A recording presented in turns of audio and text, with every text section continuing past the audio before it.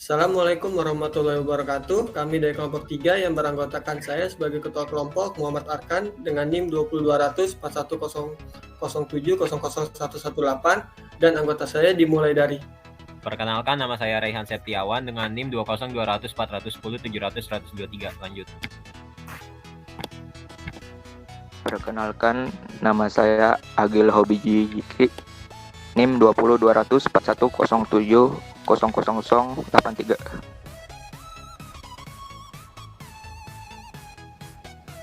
Perkenalkan, nama saya Dinarus Girismawan dengan NIM 2020 0410 700 106. Perkenalkan, nama saya Rizky Niko Wicaksono 2020 0410 7077. Perkenalkan, nama saya Denny Usman dengan NIM 20200 4107 00074. Perkenalkan, nama saya Abdul Rezak dengan NIM 202004107000097. Kami membuat presentasi ini untuk memenuhi tugas pembuatan proposal yang diberikan oleh dosen kami yaitu Bapak Jumail MSc BMN. Ya, langsung saja saya mulai presentasinya. Latar belakang. Peranan teknologi informasi saat ini memang sudah tidak dapat dilepaskan dari perkembangan zaman. Teknologi informasi dengan menawarkan berbagai kemudahan merupakan syarat mutlak untuk terus dapat melebarkan sayap di era globalisasi ini. Semua aspek kehidupan memanfaatkan keberadaan teknologi informasi, terutama di dalam pengembangan bidang usaha. Pada era ini, sangat perlu dipertimbangkan dalam pemanfaatan dan pengembangan teknologi informasi yaitu internet untuk melakukan berbagai kegiatan bisnis. Salah satu keuntungan dari penggunaan internet adalah memberikan cakupan pasar yang tidak lagi dibatasi oleh jarak, waktu, dan ruang, tetapi sudah bersifat global dengan cakupan lokal bahkan internasional. PT JR Code Studio merupakan perusahaan yang bergerak di bidang pengolahan web company profile yang berlokasi di Jalan Cempaka Putih Tengah, nomor 23, Jakarta Pusat. PT JR Code Studio saat ini masih belum mempunyai banyak media promosi seperti perusahaan lain yang menggunakan teknologi. Hal ini mengakibatkan proses bisnis PT JR Code Studio kurang maksimal karena keterbatasan media pengenalan terhadap masyarakat luar. Kondisi inilah yang akhirnya membuat PT JR Code Studio memutuskan untuk menerapkan company profile berbasis web sebagai media pelayanan paket-paket pendidikan. Dalam sistem tersebut terdapat halaman yang berisi informasi-informasi tentang perusahaan, layanan perusahaan, dan produk perusahaan. Dengan diterapkan sistem tersebut, PT JR Code Studio memiliki media untuk informasi layanan paket-paket pendidikan. Website adalah keseluruhan halaman-halaman web yang terdapat dalam sebuah domain yang mengandung informasi. Hubungan antara satu halaman web dengan halaman web lainnya disebut dengan hyperlink. Sedangkan teks yang dijadikan media penghubung disebut hypertext. Jenis-jenis web berdasarkan sifatnya terbagi menjadi dua, yaitu website statis, yaitu website yang kontennya sangat jarang diubah. Misalnya itu web profile organisasi. Dan juga website dinamis, adalah sebuah website yang menyediakan konten atau isi yang selalu berubah-ubah setiap saat. Misalnya website berita. Berdasarkan tujuannya, website dibagi menjadi personal web, yaitu merupakan website yang berisi informasi pribadi seseorang, corporate web, yaitu website yang dimiliki oleh sebuah perusahaan, portal web, yaitu website yang mempunyai banyak layanan, mulai dari layanan berita, email, dan jasa-jasa lainnya. Lalu selanjutnya ada forum web, yaitu sebuah web yang bertujuan sebagai media diskusi. Dan juga di samping itu juga ada website e-government, e-banking, e-payment, dan e-procurement, dan juga lain-lain. Website sendiri pada dasarnya terdiri dari dua bagian, yaitu front end dan back end. Front end adalah salah satu bagian dari website yang menampilkan tampilan pada para pengguna. Bagian ini dibuat dengan menggunakan hypertext, markup, language, atau HTTP, cascading style sets atau CSS, dan juga JavaScript, sehingga suatu URL bisa bekerja dan menampilkan situs website dengan baik. Backend.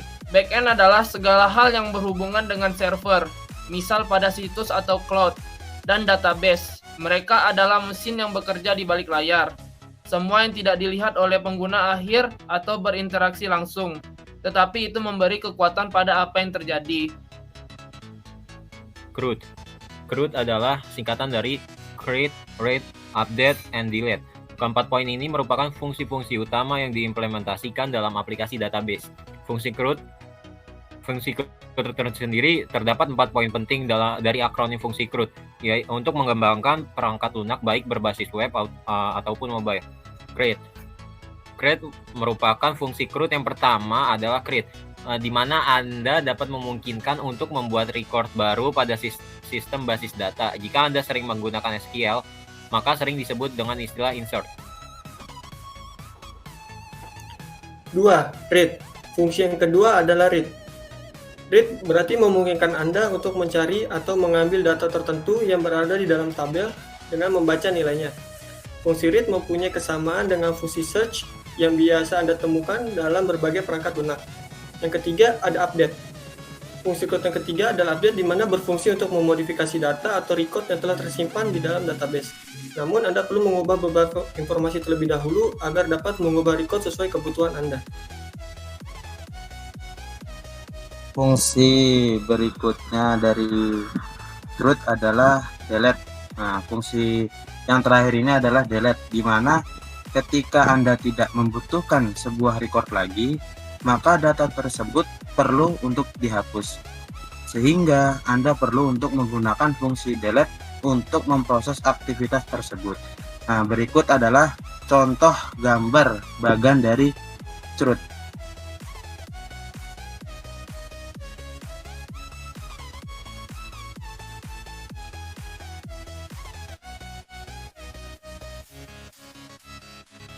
Dan Selanjutnya yaitu basis data. Basis data atau database merupakan pangkalan data tempat data yang disusun sedemikian rupa dengan tujuan agar database tersebut efisien dan efektif serta mengikuti aturan-aturan alat desain database. Terlepas dari perangkat lunak, pemrograman apa yang digunakan? Yang pertama itu bagan air atau flowchart.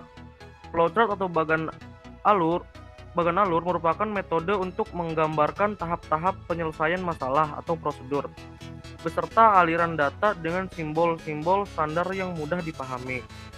Flowchart menggambarkan urutan logika dari suatu prosedur pemecahan masalah, sehingga flowchart merupakan langkah-langkah penyelesaian masalah yang dituliskan dalam simbol-simbol tertentu. Flowchart sendiri terdiri dari 5 jenis. Masing-masing jenis memiliki karakteristik dalam penggunaannya. Berikut adalah jenis-jenisnya. Yang pertama ada flowchart dokumen, yang kedua flowchart program, yang ketiga flowchart proses, yang keempat ada flowchart sistem di dalam sistem, yang kelima ada flowchart skematik. salah satu kebutuhan yang penting di dalam penyampaian informasi adalah mockup desain website. Mockup merupakan ujung tombak pada presentasi desain. Adanya mockup desain website ini diperlukan guna meyakinkan Anda ketika Anda membuat website dengan desain custom. Melalui mockup, Anda dapat melihat visualisasi calon website Anda secara nyata sehingga Anda dapat memberikan masukan kepada desainer jika tampilan mockup dirasa belum sesuai dengan permintaan sebelumnya. Oleh karena itu, tak heran jika mockup merupakan bagian penting dari pembuatan website dengan desain custom. Fungsi mockup berdasarkan pengertian di atas yaitu 1. Berfungsi sebagai preview dari sebuah konsep desain sebelum dicetak atau dikerjakan, sehingga kita memiliki gambaran tentang wujud dari desain tersebut ketika sudah jadi. 2. Menghemat biaya karena kita tidak perlu membuat dummy atau mencetak desain hanya sebagai contoh. 3. Dapat berfungsi sebagai pedoman pengerjaan desain yang akan dibuat, sehingga tidak mudah melenceng dari konsep awalnya. 4. Melihat gambaran real dari desain yang dibuat. Metode SDLC waterfall adalah metode kerja yang menekankan fase-fase yang berurutan dan sistematis. Disebut waterfall karena proses mengalir satu arah ke bawah seperti air terjun. Metode waterfall ini harus dilakukan secara berurutan sesuai dengan tahap yang ada. Berikut gambar di samping merupakan contoh dari SDLC waterfall. Lanjut. Tahapan pengembangan metode waterfall. Yang pertama ada requirement gathering and analysis. Yang kedua ada design. Yang ketiga ada implementasi. Yang keempat ada integration and testing. Yang kelima ada verification. Yang keenam ada operation dan maintenance. Lanjut. Berikut adalah kelebihan dan kekurangannya metode waterfall.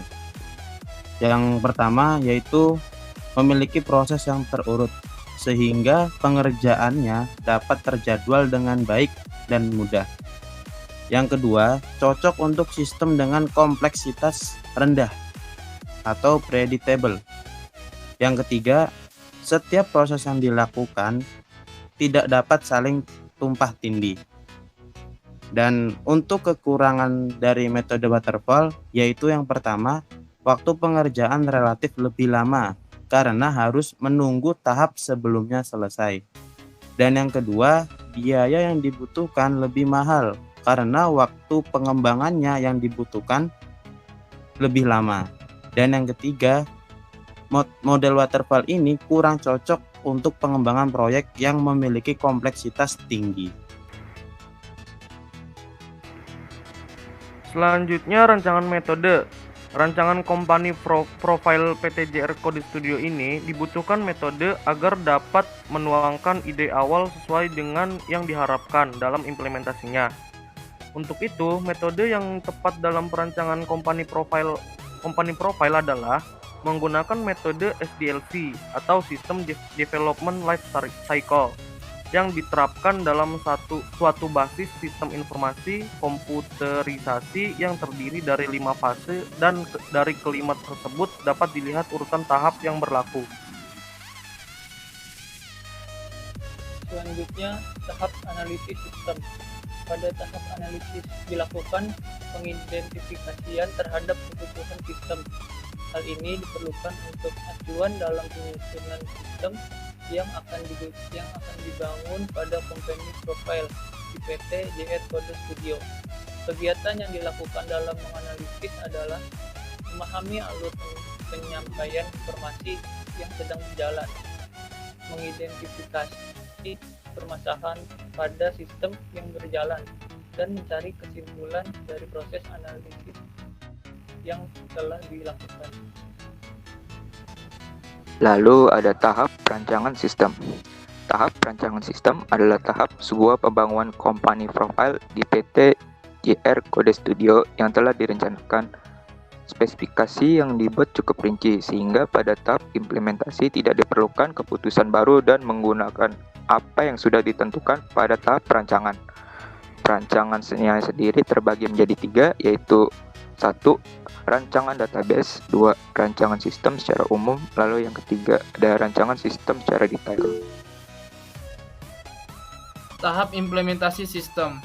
Tahap implementasi merupakan tahap penyusunan meletakkan sistem supaya siap untuk dioperasikan. Sistem ini diimplementasikan ke dalam kode editor Visual Studio Code. Berikutnya tahap uji coba sistem. Uji coba sistem dilakukan setelah pembuatan modul sistem selesai dibuat dengan percobaan pada komputer user interface. Dengan melakukan uji coba ini dapat diketahui kekurangan sistem yang telah dibuat, diantaranya apakah sistem dibuat berjalan dengan baik, apakah sistem yang dibuat sesuai dengan perancangan pada sistem yang dirancang, dan apakah penanganan kesalahan berfungsi dengan baik. Berikut adalah beberapa pengujian yang dilakukan terhadap sistem yang dibuat. Yang pertama, uji coba struktural, yang kedua uji coba fungsional, dan yang terakhir adalah uji coba validasi.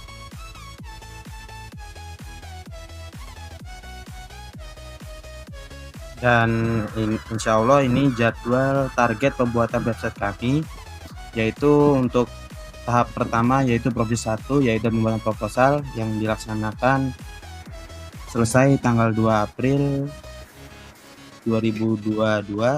Dan progres yang kedua yaitu development di bulan April, dan proses ketiga itu ada development juga di bulan Mei, dan terakhir yaitu final atau hasil yang insya Allah akan selesai di bulan Juni.